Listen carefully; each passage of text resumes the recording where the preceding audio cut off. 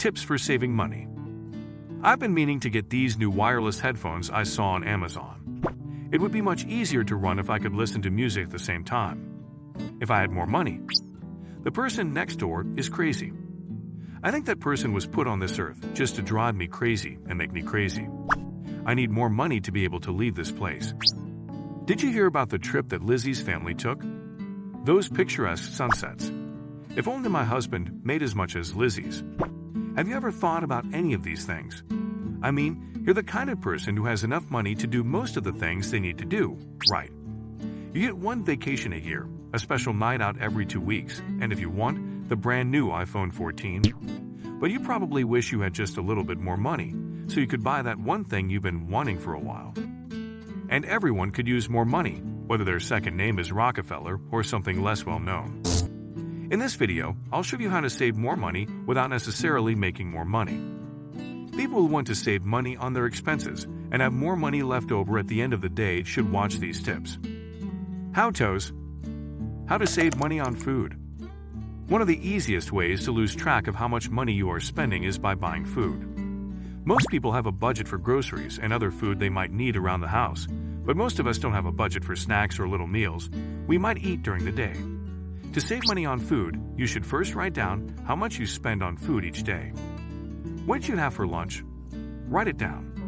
What did you buy at the stops you made along the way? Write it down. Don't forget to mention how much it cost you. Writing things down helps you see how much you're spending on food, which means it's the easiest way to make yourself feel bad about foods you might have skipped. Second, pack a lunch and bring it to work. It's much more expensive to buy lunch than to bring your own, which can save you up to half the price. So you could buy lunch for $5, but it would only cost you $2.50. If you take that brown bag to lunch every day, you could save up to $500 in a year. With that money, it would be easy to leave that house with the awful neighbor. You can also save money on food by planning your meals in advance and making a budget for what you want to eat. What do you probably eat every day, every week, and every month? The answer to this question gives you a list of things you need to buy at the store. You know what you want when you shop with the list. Since it's not on your list, this basically means that you're not likely to pick up that chocolate bar off the shelf. Last, when you cook, make twice as many meals to save time and money. When you make dinner, you should make enough for another meal, like lunch the next day. This makes the most of the ingredients because they are used to make 2 meals out of 1 batch. But make sure to put any leftover food in the fridge so it doesn't go bad. How to save money on transportation. Transportation is another area where a family spends a lot of their money. People in the United States spent about 16% of their incomes on transportation in 2017. This number is pretty high, especially when you consider that you could just walk to your destination and not spend a dime. The first way to save money on transportation is to walk instead of drive when you can. Some distances are short enough that you might not need a car to get there. Try to move closer to work or school if you can, so you can get there faster. If it's too far to walk to work or school, you can also ride a bike, but only when it works for you. How much do you pay for car insurance each year? Are you getting a good deal, or just the one that works best for you? Before you renew your car insurance with the same company every year, check the rates of other companies. If you weren't such a lazy person, you might be able to save money on your insurance by looking into other options. Keep your car in good shape and get it serviced often to save money on transportation costs. You might not know that tires that aren't properly inflated or an engine that hasn't been tuned use more gas than ones that have been taken care of.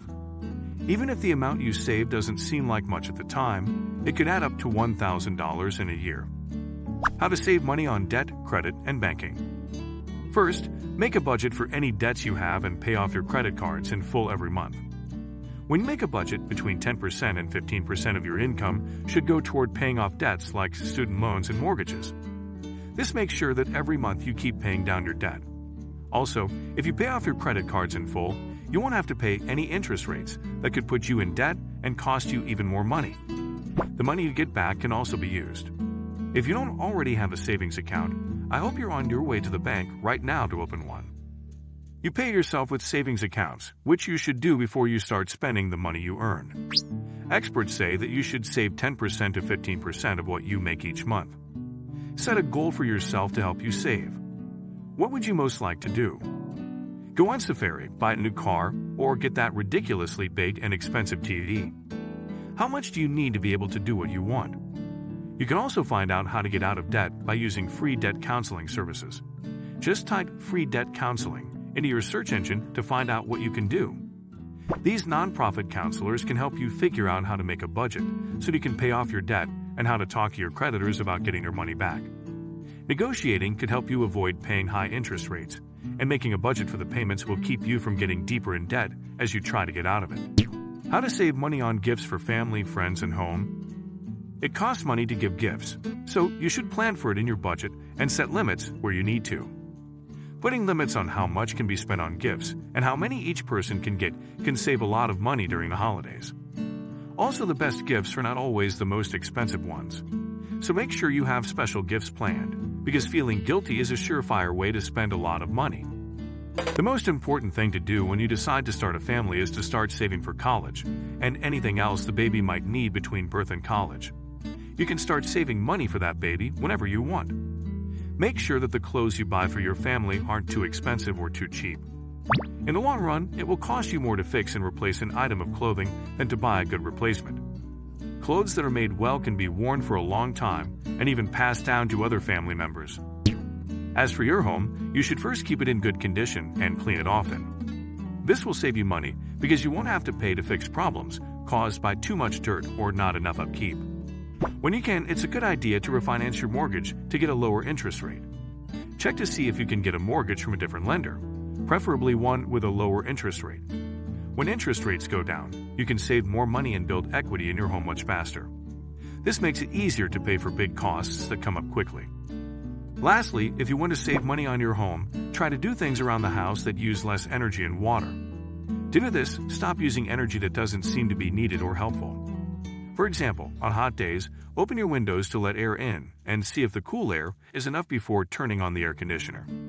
You can use less water in your home by, among other things, putting in low-flow shower heads and faucet aerators. Save money in other ways.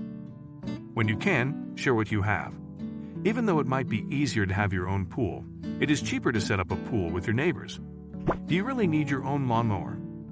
Another way to save money is to put together an emergency fund. Having a kit like this means you'll be ready for anything, since emergencies happen all the time. You can also save money by saving spare change. Every day, put your spare change in a jar, and when you have enough, you can go to the bank with it. You'll be surprised at how much money you can save that way.